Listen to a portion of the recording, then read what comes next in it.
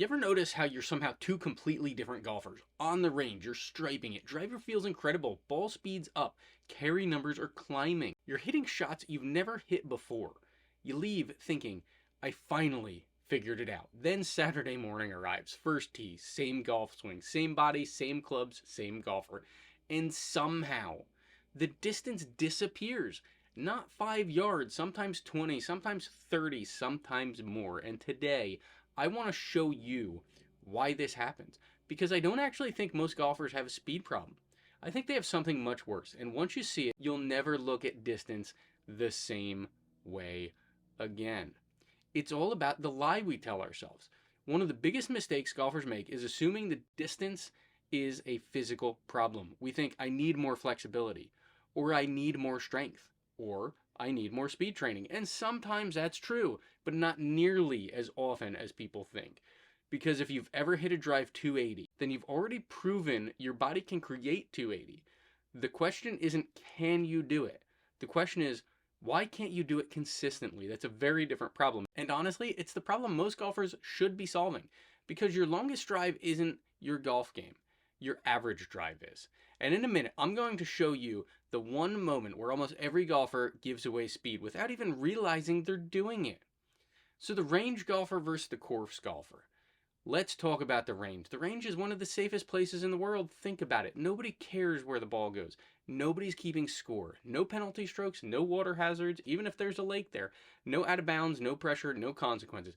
You can swing freely, aggressively, athletically, and your brain knows it. Now compare that to a golf course. Suddenly every shot matters.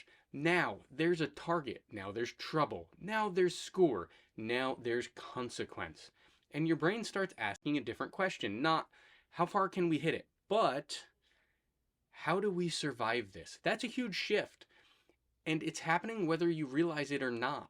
The first tee test. Here's how I know this is true. Imagine your absolute best driver swing. The one you make on the range when nobody's watching. Now imagine standing on the first tee of your club championship. Would you make that exact same swing?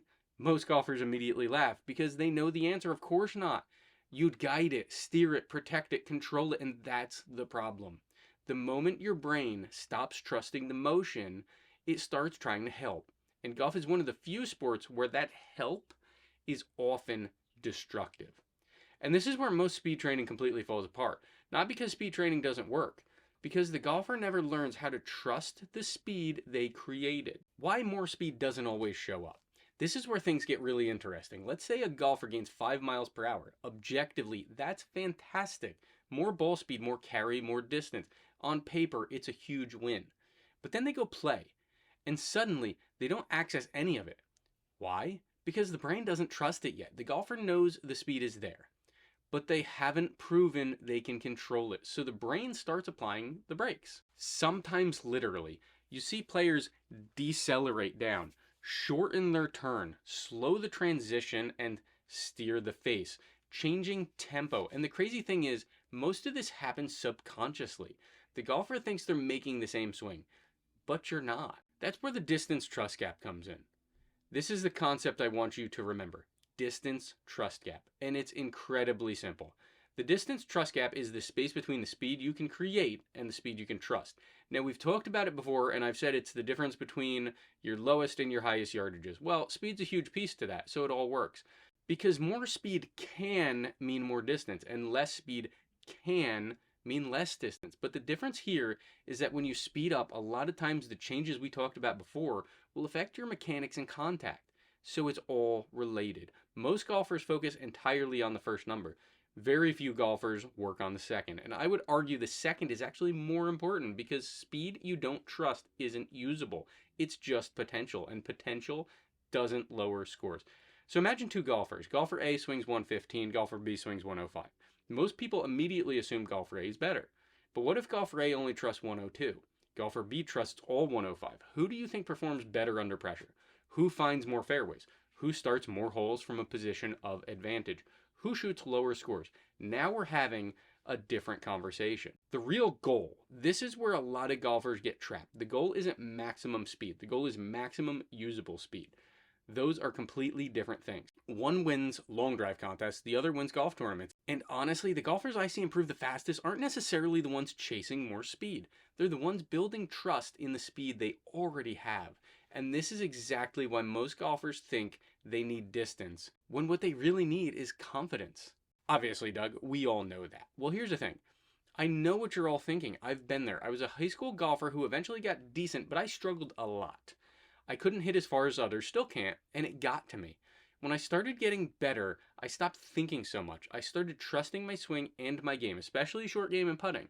Then I took a long break from golf, over a decade, and I came back with a goal of getting to scratch. What I quickly realized was that everything I had been doing wrong, I had to completely change my mindset. I simplified everything and started from scratch. Once I did that and my body started trusting it, my whole game changed. Now I can shoot low, I can hit farther. Now I can actually enjoy the game. How do we start fixing it? The first thing's awareness. Stop evaluating your game based on your longest shot. Start evaluating your game based on your most repeatable shot. For me, that's a 150-yard 7-iron. Yeah, I know, you can hit it further. Don't care, I trust my numbers. That's your real golf swing. Not the miracle swing, not the Instagram swing, not the launch monitor personal best. The swing that shows up when the pressure arrives. That's the one that matters, because golf isn't played at your maximum. Golf is played at your trusted level. So why do you lose distance on the golf course? Because distance isn't just physical, it's psychological. The moment trust disappears, speed disappears with it. And the golfers who consistently hit it farther aren't always the strongest. They aren't always the most flexible. They aren't always the fastest. They're the golfers who trust what they have. And if you can learn to close that distance trust gap, you'll be amazed how much distance was already there waiting for you. I'd love to know in the comments, what's the biggest difference between your range swing and your course swing? Because I have a feeling a lot of golfers are fighting the exact same battle.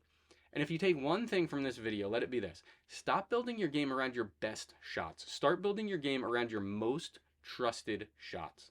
That's how scores drop. That's how pressure decreases. And honestly, that's how golf becomes way more enjoyable. If this video helped you rethink the way you golf, make sure you subscribe to Golf Reboot. Because this channel is not about chasing perfect golf. It's about building a golf game that actually survives on the course. And if you haven't watched the rest of the Full Bag Framework series, go watch that next. It's going to be popping up now. Because that's where this system starts. And comment questions down below. We'll work on answering them on our next live. Remember, our goal is to help you in 2026 so that we can all play better, have more fun, and love the game again. See you next time.